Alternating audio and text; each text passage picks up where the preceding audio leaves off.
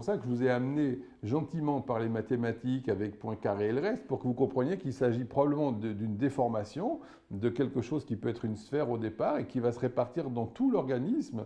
Et c'est seulement dans cette topologie particulière qu'on va pouvoir présenter des symptômes. C'est pour ça que vous avez certaines préférences, les uns les autres. On va activer des symptômes qui peuvent appartenir à un même remède, mais chacun va avoir son propre tableau du même médicament parce qu'il a sa propre topologie interne. C'est pour ça que nous avons chacun les fleuves et les écoulements qui sont préférés à l'intérieur. Et donc, on ne peut pas créer de nouvelles structures.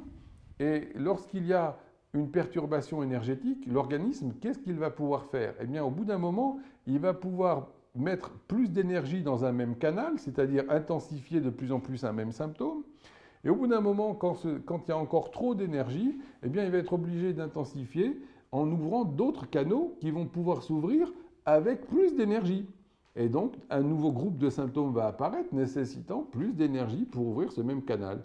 Et vous voyez comment l'analogie topologique peut ici nous aider pour comprendre ce qui se passe. Et pourquoi il n'y a pas de nouveaux symptômes qui vont apparaître? Eh bien, c'est parce que, tout simplement, le mécanisme de mise en route de l'idiosyncrasie va faire que, crac, on va choper le médicament, il va y avoir reconnaissance du modèle du médicament et on va pouvoir exprimer une seule partie du modèle à travers notre topologie qui correspond partiellement à la topologie du remède. Et c'est pour ça que vous ne pouvez pas fabriquer en vous-même tous les symptômes d'un même médicament parce que cette topologie, elle est propre à chacun d'entre nous. Et c'est pour ça aussi que vous ne pouvez pas, avec un seul et même sujet, comprendre tous les symptômes d'un médicament, puisque ce médicament potentiellement peut exprimer tous ces symptômes. C'est ce fameux objet en 3D complètement mathématique et virtuel, mais il va pouvoir exprimer les symptômes qui vont seulement pouvoir s'allumer, si je peux dire, suivant la topologie partielle de chaque testeur. Et c'est pour ça qu'en additionnant les topologies partielles de chaque testeur, on finit par avoir la topologie de l'ensemble de la substance médicamenteuse. Et c'est pour ça que quand vous prenez un médicament, eh bien, qu'est-ce qui se passe? Pourquoi il y a une aggravation initiale? C'est parce qu'une fois que la maladie artificielle a été saisie par la force vitale, elle va réagir en intensifiant tout simplement les canaux d'énergie qui sont déjà ouverts. C'est-à-dire, qu'est-ce qui va se passer? Ces canaux vont aller sortir encore plus les symptômes existants. Et ce n'est que lorsqu'il y a vraiment beaucoup trop d'apport d'énergie que l'organisme va être obligé d'ouvrir des canaux supplémentaires et donc de créer des symptômes supplémentaires si la topologie est coïncide entre le médicament et ce qui est déjà existant à l'intérieur. Est-ce que c'est un peu plus clair comme ça? Oui, et chaque individu fera une partie des symptômes. Ne peut faire une partie des symptômes voilà, que parce qu'il a les bons canaux. Voilà.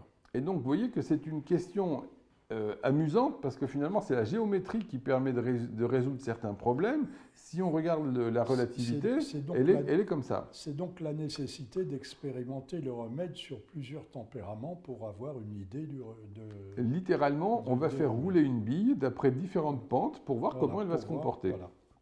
Mais ça, c'est un exemple que je ne peux vous prendre que en 2 dimensions. J'espère que l'exemple du Rhône vous aura un petit peu aidé. On va continuer, j'espère être un petit peu plus clair encore après. Voilà. L'idée, c'est que si vous avez cette représentation géométrique, qui, je répète, n'est qu'une bête conjecture, moi-même, là, ce que je fais, c'est une conjecture, c'est-à-dire que ça peut être parfaitement faux, mais à un moment donné, quelque part, dans la mesure où on est des organismes incarnés, il faut bien admettre qu'il y a une structure en 3 dimensions qui doit être propre à chaque organisme. Eh bien, l'idée, c'est que les symptômes qui vont aller seulement dans le sens du courant vont être capables de s'amplifier. C'est-à-dire que lorsqu'il y a un excès d'énergie, qu'est-ce qui se passe? Si les canaux déjà utilisés sont saturés, eh bien là seulement on va être obligé d'ouvrir des nouveaux canaux qui vont représenter le nouveau chemin de moindre résistance, mais qui est adapté à ce nouveau état énergétique. Pour reprendre mon exemple avec le Rhône, qui est déjà un gros fleuve, si vraiment il y avait des pluies diluviennes, tout ce que vous voudrez, il va finir par sortir de son lit et il va y avoir des nouveaux bras de fleuve qui peuvent apparaître, mais parce qu'on a une telle quantité, une telle masse d'eau que des nouveaux canaux d'énergie peuvent s'ouvrir qui correspondaient à une situation potentielle pas encore utilisée par par le médicament ou la force vitale. Et c'est comme ça que vous pouvez expliquer qu'il y a un effet tache d'huile. C'est-à-dire que lorsque on a vraiment une très grande similitude entre la topologie du médicament, pour prendre l'exemple bête des deux mains, mais imaginez que ça ne peut pas être plan, ça ne peut être qu'en 3 dimensions.